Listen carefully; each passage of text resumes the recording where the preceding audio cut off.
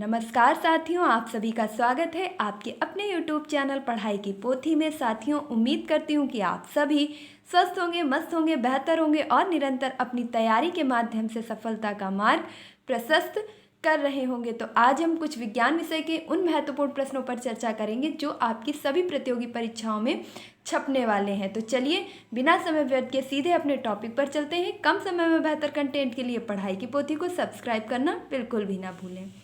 समुद्री यात्रा में होम्स सिग्नल देने हेतु किस गैस का प्रयोग किया जाता है? तो समुद्री यात्रा में होम्स सिग्नल के लिए फास्फीन गैस का प्रयोग किया जाता है। हम प्रश्नों को वन लाइनर के माध्यम से पढ़ेंगे ताकि आप कम समय में एक रिवीजन के साथ साथ बेहतर तैयारी भी कर सकें। अगला प्रश्न है, वनस्पति तेल से घी का निर्माण किस प्रक्रिया के द्वारा होता है? जब हम वनस्पति तेल से घी का निर्माण करते हैं तो इस प्रक्रिया में हाइड्रोजनीकरण का प्रयोग किया जाता है। यह जो प्रक्रिया होती है जिससे वनस्पति तेल से घी बनता है, इस प्रक्रिया को हाइड्रोजनीकरण कहते हैं। अगला देखेंगे, 24D यानी कि 24D क्या है? तो 24D एक खरपतवार नाशी है। देखिए परीक्षा में आपके सामने ऑप्शन आ जाएंगे कि 24D क्या है। खरपतवार नाशी है या स्पेस सैटेलाइट है या आपका किसी गणितीय अंक है, कंप्यूटर की कोई इकाई है। इस प्रकार से प्रश्न आपको उलझाया जाएगा ऑप्शन दे करके। तो आप याद रखेंगे जो 24D है यह आपका खरपतवार नाशी है। अगला देखेंगे, मलेरिया की दवा कुनैन किस वृक्ष की छाल से प्राप्त होती है? तो मलेरिया के बारे में सबसे पहले जान लेंगे कि मलेरिया मच्छर के काटने से होता है और यह प्रोटोजोआ जनित रोग है। इसके साथ साथ मलेरिया किस मच्छर के काटने से होता है? तो मादा एनाफ्रीज मच्छर के काटने से मलेरिया नामक रोग हो जाता है। अब इस रोग से बचने के लिए जो टीके की खोज की थी वह की थी रोनाल्ड रास ने। इसके साथ साथ आप याद रखेंगे कि मलेरिया की दवा जो कुनैन के वृक्ष से प्राप्त होती है वह कौन सी है? तो सिनकोना।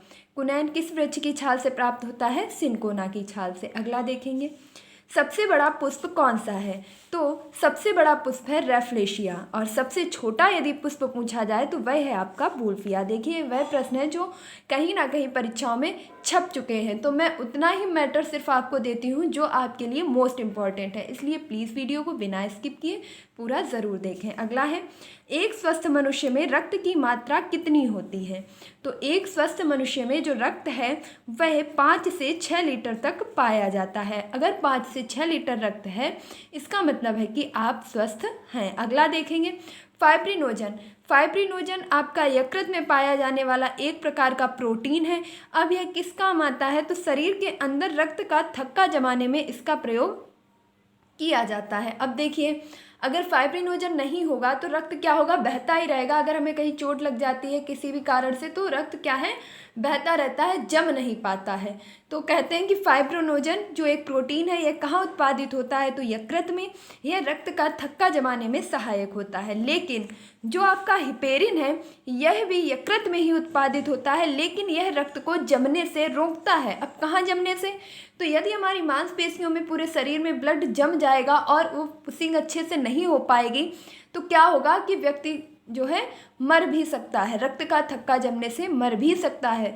तो हमारी मांसपेशियों में, नसों में रक्त ना जमे इसके लिए हिपेरिन जो है मदद करता है। अगला देखेंगे, नाखून, खुर, सींग में किस प्रोटीन के बने होते हैं? जो हमारे नाखून हैं, जो भैंसों और गायों के सींग होते हैं जानवरों के, इसके साथ साथ खुर होते हैं, ये किस प्रोटीन के बने होते हैं? तो इनमें पाया जाता है किरेटिन। देखिए याद रखिएगा, बहुत ही इम्पॉर्टेंट क्वेश्चन है क्योंकि जो हमारे नाखून है, खुर है, सींग है, बहुत ही कठोर पार्ट होता है और यह बना होता है किरेटिन नामक प्रोटीन से। इसके साथ याद रखेंगे कि अगर आपसे पूछा जाए कि हमारे शरीर में सबसे कठोर कौन सा अंग है तो सबसे कठोर होता है दांतों का इनामिल। अगला देखेंगे, अर्निथोलॉजी में किसका अध्ययन किया जाता है? तो अर्निथोलॉजी में पक्षियों का अध्ययन किया जाता है। एंटोमोलॉजी में किसका अध्ययन किया जाता है? कीट पतंगों का अध्ययन किया जाता है। एपिग्राफी में किसका अध्ययन किया जाता है? तो शिलालेखों का अध्ययन किया जाता है। देखिए यह विज्ञान की वह शाखाएं हैं जिनसे अक्सर कर आपसे प्रश्न पूछ लिए जाते हैं। तो अर्निथोलॉजी में हम पक्षियों से संबंधित अध्ययन करते हैं, एंटोमोलॉजी में कीट पतंगों का, और वहीं एपिग्राफी में हम शिलालेखों का अध्ययन करते हैं, और जीरेंटोलॉजी में वृद्धावस्था का अध्ययन करते हैं। न्यूमिस्मेटिक्स में हम सिक्कों का अध्ययन करते हैं। और माइकोलॉजी में कवकों का और इसके साथ साथ फाइकोलॉजी में शैवालों का अध्ययन किया जाता है। और माइकोलॉजी कवकों का, फाइकोलॉजी शैवालों का अध्ययन होता है। इसके साथ साथ याद रखेंगे कि जो आपके लाइकेन होते हैं वह वायु प्रदूषण के सूचक होते हैं। अगला प्रश्न देखेंगे, फलों के परिरक्षण हेतु प्रयोग किया जाता है। जैसे आपके जो भी फल हैं उनको काफ़ी दिनों तक संरक्षित रखने के लिए, इसके साथ साथ आपके जैम है, जेली है, ऐसे सभी डिब्बाबंद पदार्थों को सुरक्षित और संरक्षित रखने के लिए किसका प्रयोग किया जाता है? तो सोडियम बेंजोएट का। कई बार पूछा हुआ प्रश्न है तो इसे आप याद रखेंगे। अगला देखेंगे, सिरके में कौन सा अम्ल पाया जाता है? तो सिरके में पाया जाने वाला अम्ल है एसिटिक अम्ल। कौन सा है? एसिटिक अम्ल। इसके साथ साथ टमाटर में कौन सा अम्ल पाया जाता है? तो टमाटर में पाया जाने वाला अम्ल है ऑक्जेलिक अम्ल। टमाटर में कौन सा अम्ल पाया जाता है? ऑक्जेलिक अम्ल। सेब में कौन सा अम्ल पाया जाता है? तो मैलिक एसिड यानी कि मैलिक अम्ल पाया जाता है सेब के अंदर। अगला प्रश्न देखेंगे, पारा की अधिकता से होने वाला रोग है। तो यदि हमारे शरीर में पारे की अधिकता सर्वाधिक हो जाती है, ज़्यादा पारा हो जाता है, तो कौन सा रोग हो जाता है? मिनीमाता नामक रोग हो जाता है। कैडमियम की अधिकता से कौन सा रोग होता है? तो कैडमियम की अधिकता होने से इटाई नामक रोग हो जाता है। और वहीं अगर नाइट्रेट की अधिकता हमारे शरीर में हो जाती है तो ब्लू बेबी सिंड्रोम हो जाता है। देखिए, पारे की अधिकता से मिनीमाता, कैडमियम की अधिकता से इटाई, नाइट्रेट की अधिकता से ब्लू बेबी सिंड्रोम, और इसका ही एक और रूप होता है ब्लू बेबी सिंड्रोम के साथ साथ मिथाइलोग्लोबोमिनिया। ये क्वेश्चन भी आप याद रखेंगे कि नाइट्रेट की अधिकता से ब्लू बेबी सिंड्रोम के साथ साथ मिथाइलोग्लोबोमिनिया भी हो जाता है, क्योंकि ये प्रश्न अब पूछे जाने के ज़्यादा चांसेस हैं। आप लोगों ने ब्लू बेबी सिंड्रोम को रट्टा मार रखा है, लेकिन मिथाइलोग्लोबोमिनिया किसकी अधिकता से होता है? तो नाइट्रेट की अधिकता से। इस चीज़ को भी याद रखेंगे। अगला देखेंगे, दांतों का पीलापन किसके कारण होता है? तो जो हमारे दांतों में एक पीलापन आ जाता है वह होता है पानी में फ्लोराइड की मात्रा अधिक होने के कारण। अगर हम ऐसा पानी पी रहे हैं जिसमें फ्लोराइड सर्वाधिक मात्रा में है तो हमारे दांतों में क्या होगा? एक पीलापन आ जाएगा। अगला देखेंगे, पीले फास्फोरस को किसमें सुरक्षित रखते हैं? तो पीले फास्फोरस को सुरक्षित रखा जाता है जल में। अगला देखेंगे, देखिए मैंने कई बार आपको पहले भी बता रखा है कि पीले फास्फोरस को जल में सुरक्षित रखते हैं, जबकि सोडियम को किस में रखते हैं? तो मिट्टी के तेल में। कृत्रिम श्वास के लिए सिलेंडरों में कौन सी गैस का मिश्रण होता है? जो हम लोग श्वास लेते हैं, जब हमें ऑक्सीजन लेवल डाउन हो जाता है तो हमें कृत्रिम श्वास दी जाती है सिलेंडरों के माध्यम से। बोलते हैं ना कि ऑक्सीजन का सिलेंडर लग गया है भैया, उनके ऑक्सीजन लग गई है, उन्हें सांस नहीं आ रही है। तो ऐसे तो हम प्राकृतिक ऑक्सीजन ले रहे हैं, लेकिन उस सिलेंडर में कौन सी ऐसी गैसें होती हैं जो हमें सांस लेने में मदद करती हैं? तो उसमें ऑक्सीजन के साथ साथ हीलियम का भी मिश्रण होता है। इस चीज़ को याद रखेंगे। जो सिलेंडरों से ऑक्सीजन दी जाती है किसी रोगी को, तो उसमें सिर्फ ऑक्सीजन नहीं होती है बल्कि ऑक्सीजन के साथ साथ हीलियम भी मिली हुई होती है। अगला देखेंगे, कोशिका की आत्मघाती थैली किसे कहा जाता है? तो कोशिका की आत्मघाती थैली कहा जाता है लाइसोसोम को। और कोशिका के बारे में एक सेपरेट वीडियो मैंने पहले ही प्रोवाइड कर दिया है, ज़रूर देख लीजिएगा, क्योंकि यहाँ से प्रश्न काफ़ी ज़्यादा निकलते हैं। उसमें कोशिका से बनने वाले A to Z क्वेश्चन आपको करवाए गए हैं। अगला देखेंगे, प्रोटीन की फैक्ट्री कहलाता है। तो हमारे शरीर में प्रोटीन की फैक्ट्री किसे कहा जाता है? राइबोसोम को। प्रोटीन की फैक्ट्री किसे कहा जाता है? राइबोसोम को। श्वेत रक्त कणिकाओं का जीवन काल कितना है? तो WBC यानी कि श्वेत रक्त कणिकाओं का जीवन काल होता है 2 से 4 दिन का। लाल रक्त कणिकाओं का जीवन काल कितना होता है यानी कि RBC? तो रेड मोन्स कार्पल्स का जो आपके जीवन काल है वह होता है 120 दिन। अगला देखेंगे, माइटोकॉन्ड्रिया में ऊर्जा का संचयन किस रूप में होता है? तो सबसे पहले तो जान लेंगे कि जो कोशिका है इसका शक्ति गृह या पावर हाउस किसे कहा जाता है? तो माइटोकॉन्ड्रिया को। और यह माइटोकॉन्ड्रिया जो ऊर्जा संचयन करता है वह किस रूप में करता है? तो ATP के रूप में।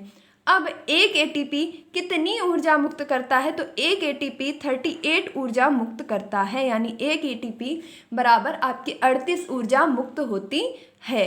और माइटोकॉन्ड्रिया में जो ऊर्जा है उसका संचयन होता किस रूप में है? तो ATP के रूप में। माइटोकॉन्ड्रिया कोशिका का शक्ति गृह या पावर हाउस भी कहलाता है। अगला देखेंगे, न्यूक्लियोटाइड का बहुलक है, जो डीएनए का बहुलक है उसे क्या कहते हैं, तो न्यूक्लियोटाइड। नेक्स्ट है, डीएनए की खोज किसने की, तो डीएनए की खोज वाटसन एवं क्रिक के द्वारा की गई है। अगर मधुमेह की खोज पूछी जाएगी तो डायबिटीज की खोज की गई है वेंट बेटिंग के द्वारा। डीएनए की खोज वाटसन क्रिक के द्वारा। विटामिन की खोज फंक के द्वारा। और आपके पेंसिलिन की खोज अलेक्जेंडर के द्वारा। और पाश्चुरीकरण की खोज लुई पास्चर के द्वारा। तो इसी प्रकार जो कुछ महत्वपूर्ण खोजें हैं उन्हें भी आप हमेशा याद रखा करें। और अगर आपको इनसे संबंधित वीडियो चाहिए तो ज़रूर कमेंट बॉक्स में बताइएगा, मैं ट्रिक के माध्यम से भी याद करवाने की पूरी कोशिश करूँगी। अगला देखते हैं, मनुष्य में कितने गुणसूत्र पाए जाते हैं, तो मनुष्य में 23 जोड़ी गुणसूत्र पाए जाते हैं। रक्त क्या है, तो रक्त एक तरल संयोजी ऊतक है। रक्त क्या है, तरल संयोजी ऊतक है। इसका पीएच मान कितना होता है, तो रक्त का पीएच मान होता है 7.4। रक्त का पीएच मान कितना होता है, 7.4। सर्वदाता रक्त समूह कौन सा है, तो जिन लोगों का रक्त समूह O माइनस है यानी कि O निगेटिव, वो होते हैं आपके सर्वदाता। और सर्वग्राही कौन होते हैं, तो AB प्लस यानी कि AB पॉजिटिव सर्वग्राही है और O निगेटिव सर्वदाता है। रक्त समूह की खोज किसने की थी, तो रक्त समूह की खोज कार्ल लैंड स्टीनर के द्वारा की गई थी। डीएनए में कौन सा नाइट्रोजनी क्षारक पाया जाता है, तो डीएनए में जो नाइट्रोजनी क्षारक पाए जाते हैं वे कुल 4 प्रकार के पाए जाते हैं, जिनमें है आपका एडिनिन, ग्वानिन, साइटोसिन और थाइमिन। तो डीएनए में कितने प्रकार के क्षारक पाए जाते हैं, तो डीएनए में 4 नाइट्रोजनी क्षारक पाए जाते हैं, जिसमें एडिनिन, ग्वानिन और साइटोनिन, थाइमिन शामिल होते हैं। तो ये थे आपके विज्ञान विषय के कुछ महत्वपूर्ण प्रश्न, जिन्हें मैंने मात्र 10 मिनट में 11 मिनट में कवर करने की पूरी कोशिश की है। और इसी तरह आगे भी इन्हीं प्रश्नों की श्रृंखला को जारी रखा जाएगा। आपको वीडियो कैसा लगा कमेंट बॉक्स में ज़रूर बताइएगा। मिलती हूँ अपने नेक्स्ट वीडियो में, तब तक के लिए खुश रहिए, मस्त रहिए, पढ़ाई में निरंतरता बनाए रखिए। और अगर आपने अभी तक पढ़ाई की पोथी को सब्सक्राइब नहीं किया है तो क्या कर रहे हैं, फटाफट से इसे सब्सक्राइब करिए और इस प्लेटफॉर्म को आगे बढ़ाने में हमारी मदद कीजिए। उम्मीद करती हूँ कि आपने अभी तक पढ़ाई की पोथी को ज़रूर सब्सक्राइब कर लिया होगा। और आपको वीडियो कैसा लगा अपनी राय कमेंट बॉक्स में बताएं।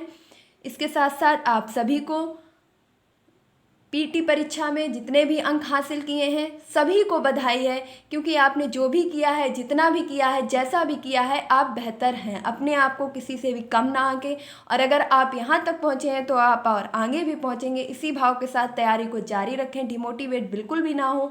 और ऐसा बिल्कुल भी ना सोचें कि अगर आपके नंबर कम हैं तो आपका कहीं नहीं हो पाएगा, क्योंकि अगर हम किसी चीज़ से छूटते हैं इसका मतलब यह है कि हम किसी और बेहतर चीज़ के लिए बने हैं और हम इसके लिए नहीं है। और अगर हम किसी कारणों से छूट भी गए हैं या हमारे कम नंबर रह गए, इसका मतलब ये नहीं है कि कभी नहीं आएंगे। अरे अगली बार आपके इससे 2 गुने नंबर आएंगे। इसलिए जैसे भी नंबर हैं अच्छे हैं, बहुत अच्छी बात है। थोड़े कम रह गए तो बिना उदास हुए पूरी मेहनत से फिर से तैयारी में जुट जाइएगा, क्योंकि इस बार हमें पीछे नहीं रहना है। तो इसी उम्मीद से कि आप सभी खुश रहें, मस्त रहें और अपनी तैयारी में निरंतरता बनाए रखें। अपने माता पिता गुरुजनों का सम्मान करें, पढ़ाई की पोथी को सब्सक्राइब करें। मिलती हूँ अपने नेक्स्ट वीडियो में, तब तक के लिए खुश रहें, मस्त रहें। धन्यवाद।